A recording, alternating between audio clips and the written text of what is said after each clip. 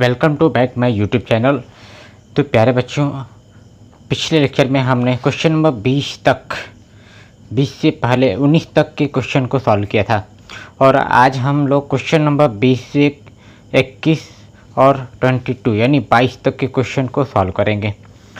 तो question number 20 है, हमारे पास एक फंक्शन है x² माइनस में sin x प्लस 5। ये एक x बराबर पाई पर परिभाषित किया गया है और हमें ये बताना है कि x बराबर पाई पर संतत है या नहीं। हमें संतत का परीक्षण करना है x बराबर पाई पर। तो चलिए हम लोग इसको प्रूव करते हैं, संतत का परीक्षण करते हैं। क्वेश्चन नंबर 20 है,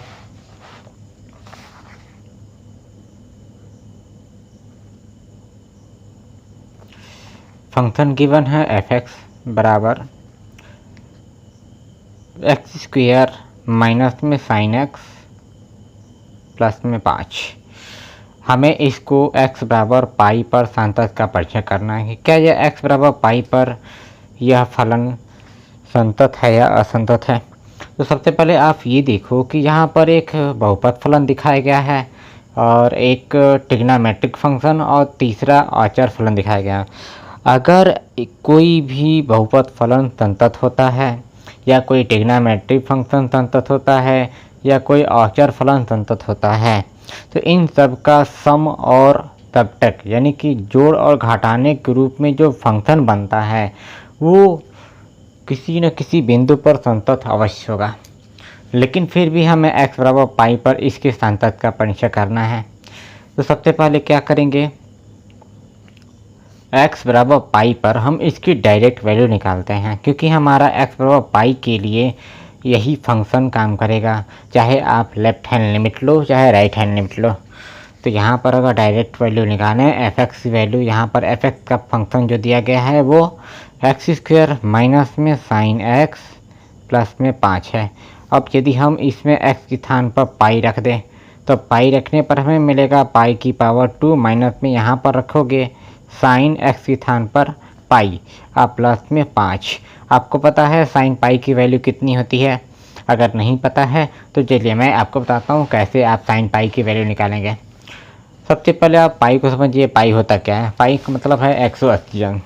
तो इसको हम ऐसे लिख सकते हैं, साइन पाई का मतलब है कि इसको ऐसे साइन 90 यानी कि पाई बटा में 2 और इसमें और हम पाई बटे 2 जोड़ देते हैं तो हमें 180 अंक मिलता है। तो इस पाई को लिखा जा सकता है साइन पाई बटे 2 प्लस पाई बटा में 2। इसको ऐसे लिखा जा सकता है क्योंकि आप जानते हो कि इन दोनों को अगर हम जोड़ देंगे तो जोड़ने पर हमें पाई मिल जाएगा। ठीक है, तो अब इसको सॉल्व करो। Pi by 2 plus pi by 2 का मतलब ये एक प्रकार से पाई बटे 2 वाले अनुपात का सवाल बन गया। अर्थात हम लोग जानते हैं कि क्योंकि साइन पाई बटा में 2 और प्लस में थीटा बराबर जो भी होता है वो है कास थीटा। ठीक है, ये आप पढ़ कर आए होंगे क्लास 11th में, ये क्लास 10th में भी आपको पढ़ाया गया है। तो यहाँ पर साइन पाई बटे 2 प्लस थीटा का मतलब का थीटा, यानी कि जब पाई बाई 2 वाला अनुपात आता है तो ये परिवर्तन लाता है। परिवर्तन लाने का मतलब साइन कास में बदल जाता है। और फिर दूसरा ये देखा जाता है कि पाई बटे 2 में कुछ भी जोड़ा जाएगा तो वो दूसरे चतुर्थांश में गिरेगा। अब दूसरे चतुर्थांश में गिरेगा तो इसका मतलब ये हुआ कि इस दूसरे चतुर्थांश में साइन और इसका व्युत्क्रम कोसेक ये दोनों क्या होते हैं, पॉजिटिव वॉल्यूम होते हैं और अदर जो होता है अनुपात वो माइनस वॉल्यूम का होता है। तो इस प्रकार से हम ये समझ गए कि यहाँ पर जो sine pi by 2 plus theta है ये पाई बटे 2 में थीटा जोड़ने पर दूसरे चतुर्थांश में आता है। तो यहाँ से दूसरे चतुर्थांश में साइन और कोसेक धनात्मक है तो साइन का जो अनुपात चेंज होकर के कास आया है ये धनात्मक माना जाएगा और थीटा लिख देंगे। ठीक है, ये बात समझ में आ गई होगी। तो अब यहाँ से इसको अगर बदलोगे तो लिख सकते हो साइन पाई बटे 2 प्लस पाई बटे 2। पाई बटे 2 को अगर थीटा मान लो तो इसका अनुपात का थीटा बदल कर आता है उसी प्रकार से इस वाले का अनुपात बदल करके बन जाएगा cos पाई बटा में 2। ठीक है, अब cos पाई बाई 2 हो गया, तो हम कह सकते हैं कि अगर cos पाई बाई 2 का मान निकालें तो cos पाई बाई 2 का मतलब होता है cos 90 डिग्री, और आपको पता है cos 90 अंश का मान 0 होता है, ये लिख देंगे 0। इसका मतलब इस पूरे साइन पाई की वैल्यू 0 होगी। ठीक है, तो यहाँ लिख सकते हैं f पाई बराबर पाई स्क्वायर माइनस में 0 प्लस में 5। इसको सॉल्व करने पर मिलेगा पाई स्क्वायर प्लस में 5। ये डायरेक्ट वैल्यू फंक्शन में पाई की वैल्यू रखने पर हमें प्राप्त हुआ। ठीक, अब देखते हैं लेफ्ट हैंड लिमिट और right hand limit. Left hand limit के लिए हमें लिमिट एक्सटेंड टू पाई पर हमें इसके फंक्शन का निर्णय लेना है। x बराबर पाई, एक्सटेंड टू पाई नेगेटिव के लिए हमें उस फंक्शन को डिसाइड करना है। तो एक्सटेंड टू पाई के लिए हमें वही वाला फंक्शन हमेशा काम करेगा, क्योंकि यहाँ पर कोई 2-3 फंक्शन नहीं दिया गया। तो यहाँ लिख सकते हैं limit extend to pi negative, और इसके लिए फंक्शन है एक्स स्क्वायर माइनस में साइन एक्स प्लस में 5। अब यहाँ से x के स्थान पर रिप्लेस करेंगे, तो यहाँ से अगर x समान रिप्लेस करें तो माना x बराबर पाई नेगेटिव। पाई नेगेटिव का मतलब पाई से थोड़ा सा कम, यानी h कम, तो यहाँ से h की वैल्यू निकल कर आती है 0, अर्थात लिमिट h टेंड टू 0 हो जाएगी। तो अब फिर लिखेंगे यहाँ पर लिमिट h टेंड टू 0, और जहाँ पर x लिखा गया है वहाँ पर हम रख देंगे पाई माइनस में h। तो ये बन गया पाई माइनस h अब पूरी की पावर 2 माइनस में यहाँ पर भी रखेंगे साइन पाई माइनस में h, और ये प्लस 5 वाले से। अब यहाँ पर ध्यान दो, जैसे हम मान लेते हैं कि किसी संख्या रेखा पर जहाँ x की वैल्यू पाई है, ठीक है, तो पाई से कम, यानी यहाँ पर लिखा गया है लेफ्ट हैंड लिमिट निकालने के लिए क्या करते हैं, अब पाई से कम मतलब इस तरफ x की वैल्यू क्या बनी रही होगी, पाई माइनस में h, जिसको हम यहाँ पर लिखे हैं पाई माइनस में h, रिप्लेस किया गया। ठीक है, अब इसको रिप्लेस करने के बाद अब ध्यान से देखो, अब इसको हमें चेंज करना है। जहाँ लिखा है पाई माइनस h स्क्वायर, इसको वैसे लिखे रहते हैं limit h tend to 0 pi minus h की पूरी power 2 minus sine pi minus h का मतलब होता है ये अनुपात जो राइट एंगल से बदलते हैं। पाई माइनस h का मतलब जैसे यहाँ पर पाई में से कुछ भी इसको घटाया जाए, तो यहाँ से लेकर के ये पाई और पाई में से कुछ भी घटाएंगे तो दूसरे चतुर्थांश में आता है। तो दूसरे चतुर्थांश में साइन और कोसेक ये दोनों प्लस वॉल्यूम में होता है। इसका मतलब कि साइन पाई माइनस h का अर्थ है ये इस अनुपात से बदलेगा साइन पाई माइनस में थीटा। तो साइन पाई माइनस थीटा बराबर होता है का साइन थीटा, क्योंकि पाई का अनुपात इसमें बदलाव नहीं करता। तो साइन पाई माइनस थीटा में साइन होगा, और पाई में से कुछ भी घटाने पर दूसरे चतुर्थांश में जाता है। तो दूसरे चतुर्थांश में साइन और कोसेक धनात्मक है, इसलिए साइन जो साइन में बदल रहा है वो धनात्मक माना जाएगा। तो इसका मतलब ये जो साइन पाई माइनस में h है ये साइन h हो जाएगा। तो यहाँ लिख सकते हैं साइन h और प्लस में 5। अब लिमिट रखते हैं, तो लिमिट लेने पर पाई माइनस में h का मान 0 पूरी की पावर 2 माइनस यहाँ भी साइन 0 प्लस में 5। तो साइन 0 का मान 0 हो जाएगा। तो पाई माइनस 0 का मतलब पाई, और पाई पर 2 घात चला आया, माइनस साइन 0 का मान 0 और ये प्लस में 5। इसको सॉल्व करोगे तो सॉल्व करने पर आएगा पाई स्क्वायर प्लस में 5। ये आया लेफ्ट हैंड लिमिट। अब निकालते हैं राइट हैंड लिमिट। अब इसी प्रकार से अगर राइट हैंड लिमिट निकालें तो सबसे पहले आप ये समझो कि जैसे मान लो यहाँ पर संख्या रेखा पर x का मान पाई था, और अगर हम राइट हैंड साइड की बात करें तो राइट हैंड साइड के लिए राइट हैंड लिमिट का जो मान होगा वो x का मान यहाँ पर क्या रहा होगा, तो आंसर है x प्लस एच बन गया होगा। तो x प्लस एच बनने का मतलब कि राइट हैंड लिमिट निकालने के लिए हम इस वैल्यू का प्रयोग करेंगे जहाँ हम x के स्थान पर रिप्लेस करेंगे। तो अब राइट हैंड लिमिट के लिए limit x tend to pi positive, और इसके लिए हमें फंक्शन को डिसाइड करना है। तो फंक्शन तो वही काम करेगा, x tend to pi positive के लिए फंक्शन है एक्स स्क्वायर माइनस में साइन एक्स और प्लस में 5। अब यहाँ से रिप्लेस करो, तो माना x बराबर पाई प्लस एच, तो इसलिए यहाँ पर h की वैल्यू 0 हो जाएगी। आपको पता होगा h बराबर 0 कैसे मिलता है, जैसे x tend to pi, x tend to pi का मतलब यदि x का मान पाई की तरफ बढ़ रहा हो तो इसमें x के स्थान पर पाई रखोगे तो पाई से पाई कैंसिल होगा, तो h बराबर 0 हो जाएगा। तो h बराबर 0 होने का मतलब कि h अब 0 की तरफ अप्रोच करेगा, इसलिए h टेंड टू 0 हो जाएगा, तो लिमिट बदल जाएगी।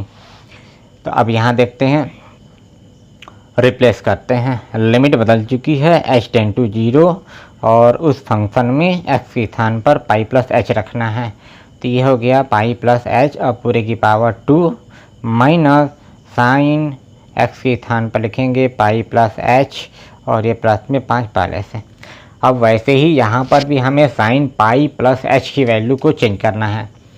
अब बताओ कि साइन पाई प्लस एच की वैल्यू क्या आएगी। तो आंसर है कि जैसे यहाँ देखो साइन पाई प्लस एच, देखो ये साइन पाई यानी कि यहाँ पाई है, अब पाई में हम h जोड़ेंगे तो और आगे बढ़ जाएगा इस चतुर्थांश में। तो इस चतुर्थांश में आपको पता है कि साइन की जो वैल्यू आती है वो नेगेटिव होती है, क्योंकि इस तीसरे चतुर्थांश में tan और काट दोनों धनात्मक होते हैं और अन्य अनुपात ऋणात्मक होता है। तो अन्य अनुपात के आधार पर ही ये साइन अन्य अनुपात में आता है, इसलिए इस चतुर्थांश में साइन नेगेटिव होगा। लेकिन पाई वाला अनुपात चेंज नहीं लाता, पाई वाला अनुपात चेंज नहीं लाता।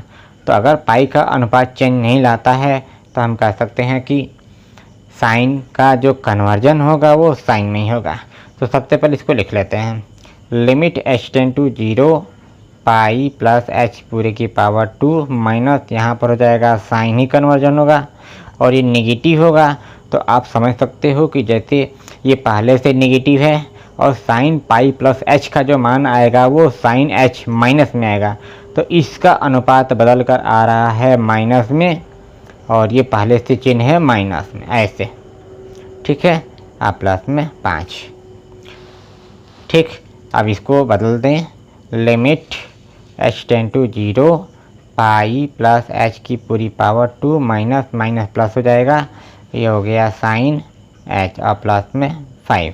अब आप इसमें लिमिट को रख दो, तो टेकिंग लिमिट यहाँ पर हो गया पाई प्लस 0 की पूरी पावर 2 प्लस h की वैल्यू 0 और प्लस में 5। और 0 अंश का मान कितना होगा, साइन 0 अंश की वैल्यू आएगी 0 और पाई प्लस 0 का मतलब पाई और पाई पर 2 घात का मान पाई स्क्वायर प्लस ये हो गया 0 और प्लस 5। इसको सॉल्व करोगे तो आपको प्राप्त होगा पाई स्क्वायर प्लस 5। तो क्योंकि हमारी वैल्यू यहाँ पर लेफ्ट हैंड लिमिट और राइट हैंड लिमिट दोनों की वैल्यू बराबर आ रही है और साथ में इस फंक्शन का मान डायरेक्ट पाई पर कितना आ रहा है, पाई स्क्वायर प्लस 5 आ रहा है, तो हम ये कह सकते हैं कि क्योंकि लेफ्ट हैंड लिमिट बराबर है राइट हैंड लिमिट के और ये फंक्शन पाई पर इसकी वैल्यू भी बराबर है, तो इसलिए कहा जा सकता है कि जो फंक्शन है f(x) वो x बराबर पाई पर संतत है। समझ आया? तो चलो अगला क्वेश्चन कर लेते हैं। अब देखते हैं क्वेश्चन नंबर 21। इस प्रकार के क्वेश्चन में यदि दो प्रकार के फलनों का योगफल दिया हो तो आपको क्या करना होगा कि दोनों को अलग अलग किसी अन्य बिंदु को लेकर के संतत्व का परीक्षण करना होगा, यानी साइन एक्स का लेफ्ट हैंड लिमिट और राइट हैंड लिमिट निकालना होगा, और दूसरा अलग से कास एक्स का राइट हैंड लिमिट और लेफ्ट हैंड लिमिट निकालना होगा। यदि कोई भी दो फलन प्लस के रूप में हो या माइनस के रूप में हो या गुणनफल में हो या यूँ कहें कि भागफल के रूप में हो, तो यदि पहला फलन संतत है और दूसरा भी फलन संतत है तो दोनों फलनों का योगफल और घटाना या गुणनफल या कहें कि भागफल वो भी संतत ही होगा। ठीक है, ये एक फंडामेंटल कॉन्सेप्ट है जो कि इस 12th के आधार पर जब कोई भी फंक्शन, मान लीजिए एक फंक्शन f है और दूसरा फंक्शन g है, तो यदि पहला फलन संतत है किसी भी बिंदु पर और दूसरा फलन भी संतत है किसी भी बिंदु पर, यानी उसी बिंदु पर, तो हम कह सकते हैं कि दोनों फलनों का योगफल भी संतत होगा। ठीक है, ये फंडामेंटल है। तो हम यहाँ पर पहले क्वेश्चन में हमें इसके संतत पर विचार करना है। तो इस प्रकार के क्वेश्चन में हमें ये नहीं दिया गया है कि किस बिंदु पर, किस पॉइंट को लेकर के इस फंक्शन के संतत का परीक्षण करना है।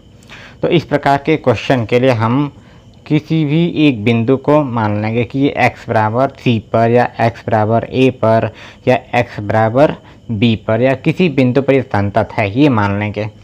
तो सबसे पहला क्वेश्चन हल करते हैं। साइन x प्लस में कास x। यहाँ आपको ध्यान रखना है कि दोनों में से किसी एक को लेकर के पहले लेफ्ट हैंड लिमिट और राइट हैंड लिमिट निकालेंगे, उसके बाद कास x को निकालेंगे। और यदि दोनों फंक्शन किसी भी बिंदु पर संतत आते हैं तो हम इनके योगफल को भी संतत कह सकते हैं। तो इसको अंत में देखेंगे। तो सबसे पहले साइन एक्स फंक्शन को लेते हैं।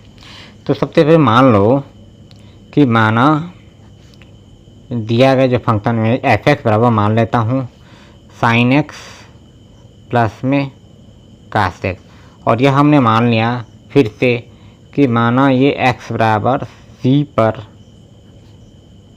संतत है।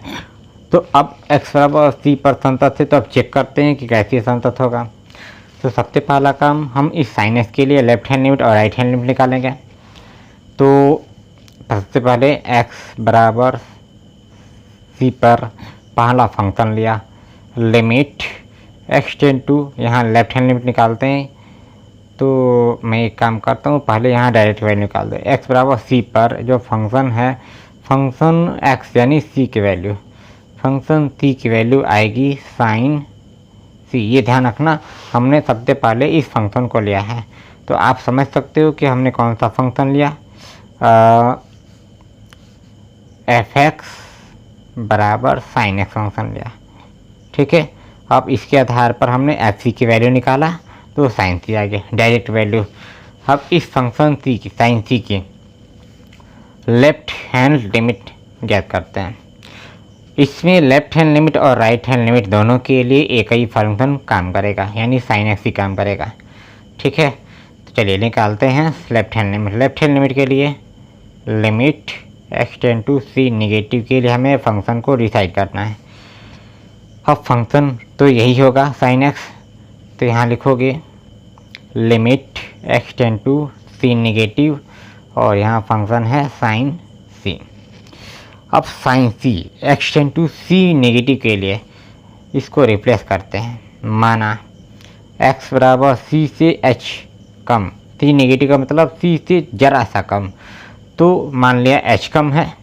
ठीक, तो अगर x बराबर सी माइनस एच है तो h की वैल्यू मिलेगी 0।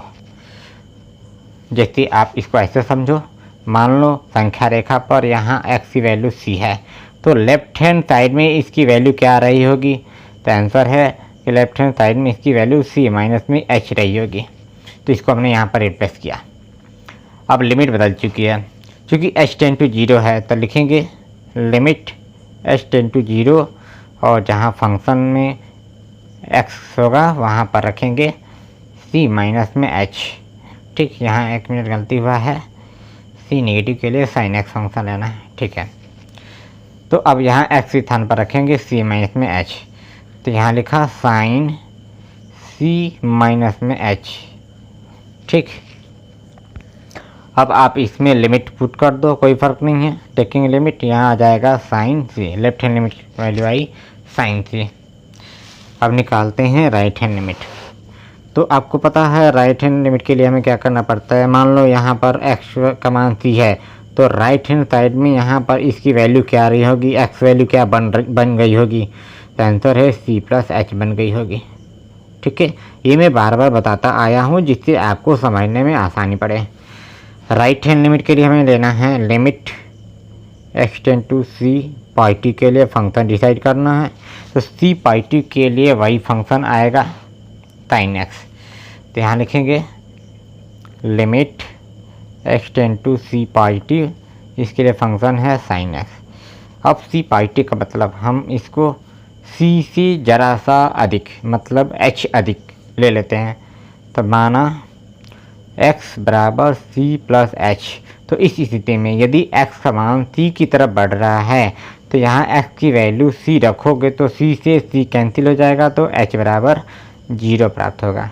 अर्थात h का मान अब 0 की तरफ बढ़ रहा है, इसलिए लिमिट यहाँ पर h टेंड टू 0 होगी और जहाँ फंक्शन में x है वहाँ पर c प्लस एच बदल गया होगा। तो यहाँ लिखेंगे साइन c प्लस एच। ठीक है, इतना तो कोई कठिनाई नहीं है। अब यहाँ से आप लिमिट को पुट कर दो, तो ये हो गया साइन सी प्लस 0 बराबर आएगा साइन सी। जैसे मैंने यहाँ पर लिमिट को पुट किया तो सी प्लस 0 होगा, सी माइनस 0 होगा। ठीक, सी में से 0 माइनस करोगे तो साइन सी मिलेगा। इसी प्रकार से यहाँ पर राइट हैंड लिमिट की भी वैल्यू आ गई साइन सी, और हमने इस फंक्शन की वैल्यू एफ सी पर ज्ञात किया, वो भी साइन सी है। तो हम ये कह सकते हैं कि जो ये फंक्शन साइन एक्स है, ये साइन एक्स फंक्शन एक्स बराबर सी, यानी सी यहाँ पर कोई एक वास्तविक संख्या लिया था हमने, तो हर एक वैल्यू पर जब ये संतत आता है तो ये सी पर संतत होने का मतलब हर एक मान पर संतत होगा। तो हम लिख सकते हैं कि लेफ्ट हैंड लिमिट बराबर राइट हैंड लिमिट, और ये इक्वल है डायरेक्ट एफ सी के। तो हम कह सकते हैं कि इसलिए जो फंक्शन एफ एक्स बराबर साइन एक्स है वो एक्स बराबर सी पर संतत है। लेकिन आपको करना क्या है, आपको तो यहाँ पर sine x plus cos x के लिए संतत का परीक्षण करना है। तो हमने कहा कि सबसे पहले आप साइन एक्स के संतत का परीक्षण कीजिए, फिर कास एक्स के संतत का परीक्षण कीजिए। यदि दोनों क्या होते हैं, संतत होते हैं, तो दोनों का योगफल का जो परिणाम प्राप्त होगा या फंक्शन आएगा वो भी उस बिंदु पर संतत ही होगा। इसलिए हम इसको ऐसा कर रहे हैं। यदि आप इसको डायरेक्ट करते कि यहाँ एफ एक्स बराबर इस पूरे फंक्शन को ही लेकर के संतत का परीक्षण करते तो यहाँ पर इसके फार्मूले थोड़ा बड़े बड़े आते। ठीक है, लेकिन एक बात आपको ध्यान रखना है कि यहाँ पर हमने एक चीज़ गलत किया है। जैसे यहाँ पर देख रहे हो साइन सी माइनस एच लिखा हूँ, तो एक काम करिएगा कि यहाँ से आपको एक और काम विस्तार से करना है। ये जो दिख रहे हो यहाँ से आपको एक और काम करना है। यहाँ से देखो जानते हैं, यहाँ से एक काम और करना है आपको, वो ये है कि आपको यहाँ पर डायरेक्ट एच की वैल्यू 0 नहीं रखना है, बल्कि यहाँ साइन सी माइनस एच का फार्मूला लगाना है। ठीक है, साइन सी माइनस एच का फार्मूला लगाना है। तो अगर यहाँ पर साइन सी माइनस एच का फार्मूला लगाते हो तो आपको पता है साइन सी माइनस एच का मान क्या होता है, मतलब इसका सूत्र क्या होता है। तो आपने पढ़ा है कि साइन सी माइनस एच बराबर होता है साइन सी, यानी कि जैसे हम लोग बोलते हैं साइन ए माइनस बी का formula, sine A cos B minus cos A sine B, उसी प्रकार से sine C cos H minus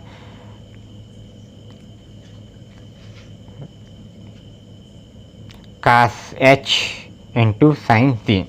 तो यहाँ पर इसके आधार पर फार्मूला लिख सकते हो sine C cos H minus, minus है तो माइनस लिखेंगे,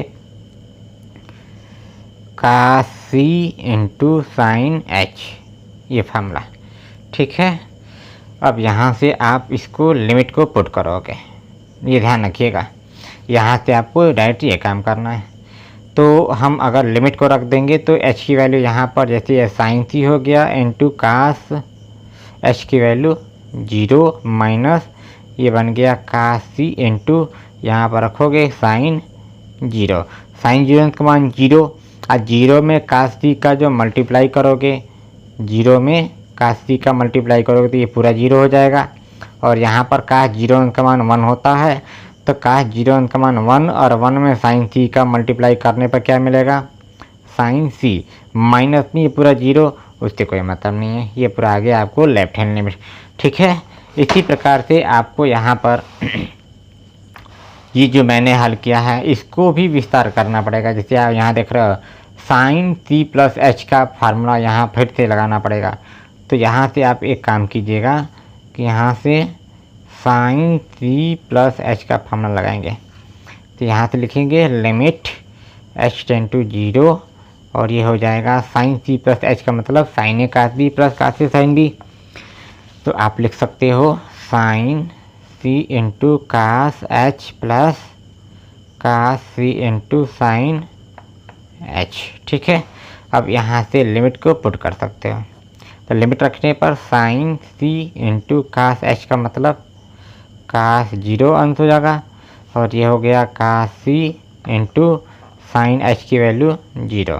साइन 0 अंश का मान 0 हो गया, 0 में कास सी का गुणा पूरी तरह से 0 हो जाएगा तो ये ख़त्म। और यहाँ से कास 0 अंश का मान 1 है और 1 में साइन सी का मल्टीप्लाई साइन सी। तो आप देख पा रहे हो कि यही राइट हैंड लिमिट और यहाँ पर हमने लिखा है लेफ्ट हैंड लिमिट, दोनों इक्वल आया और डायरेक्ट वैल्यू भी आ रही है यहाँ पर साइन सी। इसका अर्थ है अब यहाँ लिखा जा सकता है कि क्योंकि लेफ्ट हैंड लिमिट इक्वल है राइट हैंड लिमिट के और डायरेक्ट फंक्शन सी की वैल्यू भी उसी के बराबर है, तो हम कह सकते हैं जो फंक्शन है एफ एक्स बराबर साइन एक्स। ठीक, साइन एक्स क्या है एक्स बराबर सी पर संतत है। अब अगर x बराबर सी पर ये साइन एक्स वाला फंक्शन संतत है तो हमें हमेशा ये मान कर चलना पड़ेगा किसी भी क्वेश्चन में अगर साइन एक्स के साथ गुणनफल आ जाए कोई और फंक्शन का, जैसे आप यहाँ देख पा रहे हो कि इस फंक्शन में sine x minus cos x लिखा है, जबकि हमने साइन एक्स के लिए कास एक्स बराबर सी पर इसके संतत का परीक्षण करके दिखा दिया कि ये क्या है एक्स बराबर सी पर संतत है। तो आपको मान कर चलना है हमेशा, कहीं भी ऐसे क्वेश्चन आ जाए कि साइन एक्स के साथ कोई फंक्शन का माइनस है या साइन एक्स के साथ फंक्शन का गुणनफल है तो आपको मान कर चलना है कि ये पूरा फंक्शन गुणनफल के रूप में भी एक्स बराबर सी पर संतत होगा। ठीक है, आपको एग्जाम में ऐसे नहीं करना है, ये हमने प्रूफ कर दिया। ठीक है, यहाँ पर हमने आपको प्रूफ करके दिखा दिया। तो आपको मान कर चलना है कि साइन एक्स वाला फंक्शन एक्स बराबर सी पर संतत होता है। ठीक, तो लिख सकते हैं एक्स बराबर सी पर संतत है। अब इसी प्रकार से आपको कास एक्स वाले फंक्शन के लिए भी तब जा कर के हम कहेंगे कि साइन एक्स और कास एक्स का जो योगफल वाला फंक्शन है वो भी एक्स बराबर सी पर संतत होगा ही होगा। तो अब यहाँ चेक करते हैं एक्स बराबर सी पर हम इस फंक्शन को लेंगे एफ एक्स बराबर कास एक्स फंक्शन को चेक करते हैं। तो अब यहाँ पर अगर एफ सी की वैल्यू निकालोगे तो आएगा कास सी। अब इसके लिए हम फिर लेफ्ट हैंड लिमिट निकालेंगे और राइट हैंड लिमिट निकालेंगे। ठीक है, लेफ्ट हैंड लिमिट और राइट हैंड लिमिट निकालेंगे। तो सबसे पहले आप ये समझो कि जैसे यहाँ पर इसकी वैल्यू जैसे मान लो कि संख्या रेखा पर x का मान यहाँ c है तो इसके लेफ्ट हैंड साइड में x की वैल्यू क्या आ रही होगी, तो आंसर है c माइनस में h रही होगी। और इसके राइट हैंड साइड में इसकी वैल्यू क्या आ रही होगी, तो आंसर है c प्लस h रही होगी। ठीक, इसको हम लोग अप्लाई करेंगे। तो चलिए चेक करते हैं लेफ्ट हैंड लिमिट। तो सबसे पहले लेफ्ट हैंड लिमिट के लिए limit x tend to c negative के लिए हमें उस फंक्शन को डिसाइड करना है। तो यहाँ पर तो c माइनस के लिए हमें वही वाला फंक्शन मिलेगा। तो limit x tend to c negative के लिए फंक्शन है कास एक्स। अब यहाँ से इसको रिप्लेस करना है बिल्कुल उसी तरह से जैसे साइन एक्स का हमने रिप्लेस किया। तो माना x बराबर c माइनस में जैसे यहाँ दिखाया हूँ c माइनस में h। तो उसके बाद हमें यहाँ से h की वैल्यू निकल कर आएगी 0। ठीक है, अब यहाँ h की वैल्यू 0 हो चुकी है, तो लिमिट यहाँ से बदल गई है, लिमिट h टेंड टू 0, और यहाँ पर जहाँ x है वहाँ पर रखना है c माइनस में h। तो ये लिख सकते हैं कास c माइनस में h। अब वैसे यहाँ पर आपको कास c माइनस h का फार्मूला लगाना है, तो आपको पता है कास c माइनस h का फार्मूला होता है क्या, जैसे हम लिखते हैं कास a माइनस b बराबर cos a cos b plus sine a sine b। उसी प्रकार से यहाँ पर लिमिट h टेंड टू 0 और इसका फार्मूला होगा cos c into cos h, minus है तो प्लस लिखा जाता है, sine c into sine h। अब आप इसमें लिमिट को पुट कर दो, तो लिमिट पुट करने पर प्राप्त होगा कास c और h की वैल्यू यहाँ हो गया कास 0 अंश प्लस साइन c इंटू यहाँ लिख दिए साइन 0 अंश। साइन 0 अंश का मान 0, तो ये पूरी तरह से 0 हो जाएगा, और कास 0 अंश का मान 1, तो 1 में साइन कास c का गुणा कास c। इस प्रकार से लेफ्ट हैंड लिमिट का मान आया। ठीक, ये लेफ्ट हैंड लिमिट का मान आया। अब निकालते हैं राइट हैंड लिमिट। तो राइट हैंड लिमिट के लिए हमें limit x tend to c positive के लिए फंक्शन को लेना है, तो c पॉजिटिव के लिए वही फंक्शन काम करेगा कास x वाला, तो लिखेंगे limit x tend to c positive के लिए कास x वाला फंक्शन। अब यहाँ से आप रिप्लेस करो, माना यहाँ से माना x बराबर c प्लस h है, तो h की वैल्यू क्या बन जाएगी 0, यानी लिमिट h टेंड टू 0 हो जाएगा। अब यहाँ से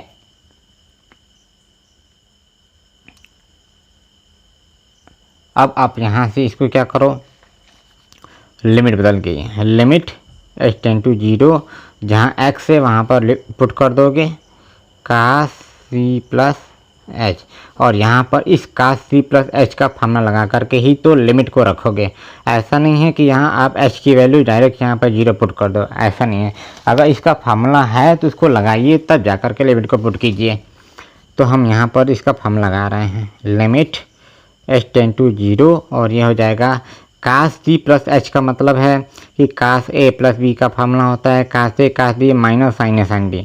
तो यहाँ लिख सकते हो cos c into cos h minus sine c into sine h। अब यहाँ लिमिट पुट कर दो, लिमिट पुट करने पर कास c इंटू कास 0 अंश माइनस ये हो जाएगा साइन c इंटू साइन 0 अंश। तो साइन 0 अंश की वैल्यू 0, अब पूरी तरह से 0 हो गया, और कास 0 अंश की वैल्यू 1, 1 में कास c का मल्टीप्लाई करोगे तो कास c आएगा।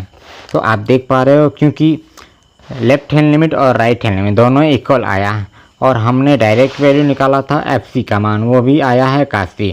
तो हम ये कह सकते हैं कि ये जो कास x वाला फंक्शन है, यह फंक्शन भी लेफ्ट हैंड लिमिट है और राइट हैंड लिमिट, और साथ में fc की वैल्यू इक्वल आई है। तो कहा जा सकता है कि जो फंक्शन है f(x) बराबर कास x कामा x बराबर c पर क्या है, संतत है। अब अगर ये संतत है तो हम ये कह सकते हैं, हमारा तो ये उद्देश्य था कि जो फंक्शन दिया गया था क्वेश्चन में वो था sine x plus cos x। तो अब आप जान गए कि जब साइन x वाला फंक्शन x बराबर c पर संतत है और कास x वाला फंक्शन भी x बराबर c पर संतत है, तो दो फलनों के योगफल का जो परिणाम होगा वह भी क्या होगा, संतत ही होगा। किस पर, x बराबर c पर। तो हम लिख सकते हैं, इसलिए जो फंक्शन है f(x) बराबर sine x plus cos x comma ये x बराबर c के प्रत्येक बिंदु पर या प्रत्येक मान के लिए प्रत्येक बिंदु पर संतत होगा। ठीक है, तो प्यारे बच्चों, इसी प्रकार से आपको ये क्वेश्चन भी सॉल्व कर लेना है, क्योंकि आप देख पा रहे हो इसमें क्वेश्चन जो दिया है साइन एक्स के साथ cos x का सबट्रैक्शन है। तो हमने कहा कि कोई फंक्शन अगर माइनस करके होगा तो वो भी किसी न किसी बिंदु पर संतत होगा। इसी प्रकार से गुणनफल के रूप में फंक्शन दिया गया है, तो दोनों फंक्शन अगर पहले से ही संतत हैं तो उनका गुणनफल भी संतत होगा। ठीक है, लेकिन एक बात ध्यान रखिएगा, कहीं पर अगर ऐसा दे देता हो कि जैसे मान लो लिख दिया साइन एक्स बटे में cos x, तो आप जानते हो कि साइन एक्स बटे cos x बराबर tan x होता है। यानी कि अगर हम ऐसे लिखें साइन एक्स बटा में cos x, तो आपको ये पता है कि साइन एक्स बटे में cos x बराबर होता है tan x। अब कह दिया कि इस tan x के लिए हमें sine x by cos x को सांतत का परीक्षण कीजिए, तो आपको ये जरूर लिखना पड़ेगा कि साइन एक्स फंक्शन x बराबर सी पर संतत है, जो हमने अभी यहाँ पर चेक किया, और cos x वाला फंक्शन भी x बराबर सी पर संतत है। तो इसका भागफल भी x बराबर सी पर संतत होगा। लेकिन यहाँ पर एक चीज़ आपको जरूर लिखना पड़ेगा कि इस x के उस मान के लिए जिसके लिए नॉट डिफाइन होता है, एक्सेप्शन के रूप में लिखना पड़ेगा कि x का मान इसके लिए छोड़ करके। ठीक है, क्योंकि आप जानते हो कि कभी कभी x मान ऐसा आता है जिससे ये पूरी तरह से क्या हो जाता है, नॉट डिफाइन। तो उसको हमें यहाँ पर कंडीशन लिखना पड़ेगा जो कि केवल भागफल के रूप में होता है। ठीक, तो उम्मीद करता हूँ कि आपको बहुत ही अच्छी समझ में आया है। तो अगर अच्छी समझ में आए तो चलिए अगला क्वेश्चन कर लेते हैं। ठीक है, इसको अच्छी तरह से ज़रूर रिवीजन करें। तो चलते हैं अगले क्वेश्चन पर। तो प्यारे बच्चों, अब आते हैं क्वेश्चन नंबर 22 पर। इस क्वेश्चन में हमें कुछ ट्रिग्नोमेट्रिक फंक्शन दिए गए हैं जिनके संतत पर विचार करना है। तो सबसे पहले तो आप ये देखिए कि हमने कोसाइन का संतत का परीक्षण करके अभी हमने दिखाया, जिसे आप देख पाए यहाँ पर जो cos x वाला फंक्शन था x बराबर c पर हमने cos x फंक्शन के संतत का परीक्षण किया। तो आपने देखा कि ये पूरी तरह से क्या आया है, लेफ्ट हैंड लिमिट और राइट हैंड लिमिट के वैल्यू FC के इक्वल आया है, यानी तीनों वैल्यू बराबर है। तो इस प्रकार से जो क्वेश्चन नंबर 22 का पहला वाला कोसाइन है, इसको आप बिल्कुल इसी तरह से x बराबर c बिंदु लेकर के लेफ्ट हैंड लिमिट और राइट हैंड लिमिट ज्ञात कर लें। ठीक है, x बराबर c लेकर के cos x फंक्शन, यानी कि इसी को कहते हैं कोसाइन। इसको आप कोसाइन लिखो या शॉर्ट ट्रिक में cos लिखो। ठीक है, ये दोनों एक ही है। तो आप इसको x बराबर c लेकर के इस कोसाइन को भी इसी प्रकार से, एकदम इसी प्रकार से, यानी यही वाला उसका क्वेश्चन का सॉल्यूशन हो जाएगा। तो अब आते हैं कोसेकेंड पर। कोसेकेंड का मतलब आप सबसे पहले ऐसे समझो, यदि आप एक बार समझ जाओगे तो बिल्कुल अपने आप लगा लोगे। इससे कोसेकेंड को हम कैसे चेक करेंगे कि ये हर एक बिंदु पर संतत है कि नहीं है। तो आपको क्या करना पड़ेगा कि जैसे यहाँ पर लिखा गया है क्वेश्चन नंबर 22 का कोसेकेंड वाला, कोसेकेंड का मतलब होता है कोसेक। ठीक है, कोसेकेंड बोलो चाहे कोसेक बोलो। अब कोसेक को हम ऐसे लिख सकते हैं 1 में साइन एक्स। तो आप क्या करोगे, आपको पता है कि 1 जो कि एक प्रकार का अचर फलन है और नीचे लिखा है साइन एक्स, और ये साइन एक्स क्या है, ट्रिग्नोमेट्रिक फंक्शन है। तो इस साइन एक्स के ट्रिग्नोमेट्रिक फंक्शन को अभी हम यहाँ पर x बराबर c बिंदु के लिए संतत का परीक्षण किए हैं। तो x बराबर c बिंदु का संतत परीक्षण करने पर हमें इस साइन एक्स फंक्शन का भी जो संतत का परीक्षण था वो संतत आया है। यानी कि यहाँ पर लेफ्ट हैंड लिमिट और राइट हैंड लिमिट दोनों की वैल्यू क्या आई है, इक्वल आई है। लेफ्ट हैंड लिमिट वैल्यू है और ये राइट हैंड लिमिट की वैल्यू है, और ये डायरेक्ट FC की वैल्यू भी यहाँ पर देख पा रहे हो साइन C प्राप्त हुआ है। तो इस तरह से हम कह सकते हैं कि यदि हम इस कोसेकेंड को 1 में साइन एक्स लिख दें, तो 1 साइन एक्स लिखने का मतलब है कि जब ये साइन एक्स हर बिंदु पर संतत है, 1 वाला भी अचर फलन के रूप में संतत है, तो दोनों का जो भागफल होगा वो भी x बराबर c पर संतत होगा। लेकिन आप ये ध्यान रखिएगा कि यहाँ पर x के उस मान के लिए ये लिखना पड़ेगा जिसके लिए पूरी तरह से ना डिफाइन होता है, क्योंकि आपको पता है यदि हम इस वाले फंक्शन में x मान रख देते हैं जीरो, तो आपको क्या प्राप्त होगा, 1/sin 0। अब जानते हो 1/sin 0, sin 0 का मान कितना होता है, 0। तो 1/0 का मतलब होगा इनफाइनाइट, जो कि ये क्या है, नॉट डिफाइन है। तो इस तरह से हम इसके बारे में ज़रूर यहाँ का इंफॉर्मेशन देंगे कि exception x not equal to 0, और बाकी सब बिंदु पर ये संतत ही होगा, तो संतत होगा। ठीक है, बस इसके बारे में आप यही लिखेंगे। आपको यहाँ पर left hand limit right hand निकालने की जरूरत नहीं है इस फंक्शन के लिए, कोसेक के लिए। तो आप ऐसे लिख सकते हो कि कोसेक जो भी हो, कोसेक x मान लो यहाँ पर, तो कोसेक x वाला जो फंक्शन है उसको 1/sin x लिख दोगे, और फिर यहाँ लिखोगे कि क्योंकि sin x फलन x बराबर c के प्रत्येक बिंदु पर क्या है, संतत है। एक्सेप्शन किसके लिए, x नॉट इक्वल टू 0, ऐसे। ठीक है, ये कंडीशन आप जरूर लिखिएगा, जिससे पता चले कि जब x समान 0 नहीं है, बस उसी को छोड़ करके बाकी सब बिंदु पर क्या होगा, ये फलन संतत होगा। तो अगर ये संतत होगा तो कोसेक x वाला भी फलन हर एक बिंदु पर संतत होगा, exception x not equal to 0 के लिए। ठीक, तो इस प्रकार से आप इस कोसेकेंड को ऐसे लिख सकते हैं। अब इसी प्रकार से और क्वेश्चन हमारे पास बिल्कुल ऐसे ही आपको करना है। बस आपको ये ध्यान रखना है कि इसमें जो सेकेंड है, तो सेकेंड का मतलब क्या होता है, इसको काश के पद में लिख सकते हो। जैसे मैं अगर ऐसे इसको लिख दूं, काश के पद में लिखने का मतलब जैसे यहाँ लिखा है सेकेंड, सेकेंड का अर्थ होता है सेक, जिसको मैंने सेक एक्स मान लिया। अब ये सेक एक्स का मतलब क्या होगा, 1 में इसको काश एक्स लिखा जा सकता है। और अभी हम जानते हैं कि एक क्या है, अचर फलन है, और काश एक्स फलन भी एक, हम अभी इसके सांतत पर विचार किए हैं कि काश एक्स वाला फंक्शन x बराबर c के लिए प्रत्येक बिंदु पर संतत है।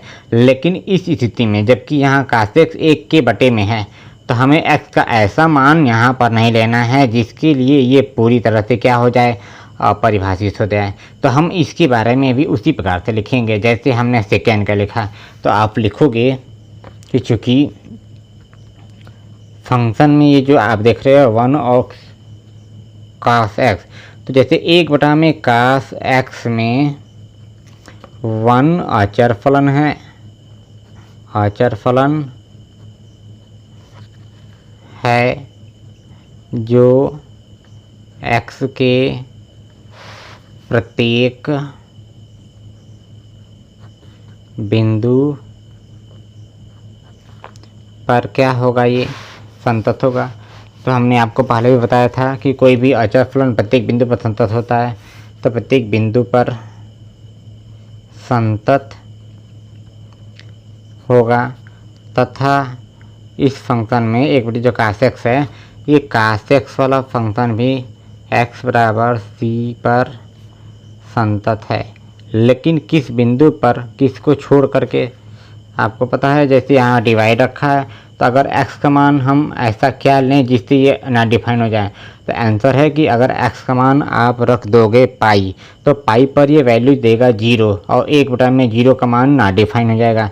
इसलिए हम लिखेंगे इसके बारे में x नॉट इक्वल टू π/2।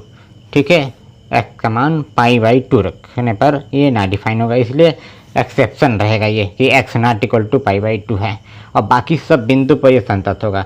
इस प्रकार से 1/cos x अगर प्रत्येक बिंदु पर संतत हो गया, exception x not equal to π/2, तो इसका मतलब ये है कि जब ये 1 में cos x प्रत्येक बिंदु पर संतत है, एक्सेप्शन x बराबर नॉट इक्वल टू π/2, तो इस प्रकार से ये सेक x वाला भी प्रत्येक बिंदु पर संतत होगा, एक्सेप्शन किसके, x नॉट इक्वल टू π/2 के लिए। तो इस तरह से आपको लेफ्ट हैंड लिमिट और राइट हैंड निकालने की जरूरत नहीं पड़ेगी। ठीक है, तो इसी प्रकार से उम्मीद करता हूँ कि आप क्वेश्चन नंबर ये जो दिया गया है कॉट टेंजेंट को भी इसी प्रकार से प्रूव कर सकते हो। कॉट टेंजेंट का मतलब क्या होता है, काट टेंजेंट का मतलब होता है,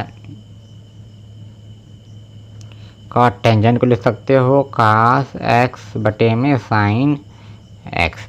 तो जैसे हमने अभी प्रूव किया कास एक्स वाला फंक्शन एक्स बराबर प्रत्येक बिंदु पर संतत है और साइन एक्स वाला फंक्शन भी एक्स बराबर प्रत्येक बिंदु पर संतत है। लेकिन जब यहाँ पर ये डिवाइड के रूप में है तो आप जानते हो कि एक्स समान ऐसा क्या रखें जिससे ये ना डिफाइन हो जाए। तो आंसर है कि एक्स समान यदि जीरो रख दिया जाएगा तो आप देखो यहाँ क्या होता है, कास एक्स एक्स की वैल्यू जीरो बटे में यहाँ पर रखोगे साइन जीरो, तो आपको पता है कास जीरो का मान 1 होता है और साइन जीरो का मान 0, ये ना डिफाइन हो गया। इसलिए हम यहाँ पर लिखेंगे कि एक्सेप्शन किसके आधार पर रहेगा, एक्स नॉट इक्वल टू 0 के आधार पर। तो एक्स अगर 0 नहीं है, एक्स समान 0 न हो, तब ये प्रत्येक बिंदु पर काट टेंजेंट वाला फंक्शन क्या होगा, संतत होगा। ठीक है, तो इस तरह से आप क्वेश्चन नंबर 22 को भी सॉल्व कर सकते हैं। तो प्यारे बच्चों, उम्मीद करता हूँ कि आप बहुत ही अच्छी तरह समझे होंगे। तो अगर आपको ये वीडियो पसंद आया है तो बिल्कुल लाइक कीजिए और चैनल को सब्सक्राइब कीजिए और अपने दोस्तों को भी ज़रूर शेयर कीजिए जिससे उनका भी कोर्स पूरा हो सके। तो thank you for watching this video. Thank you.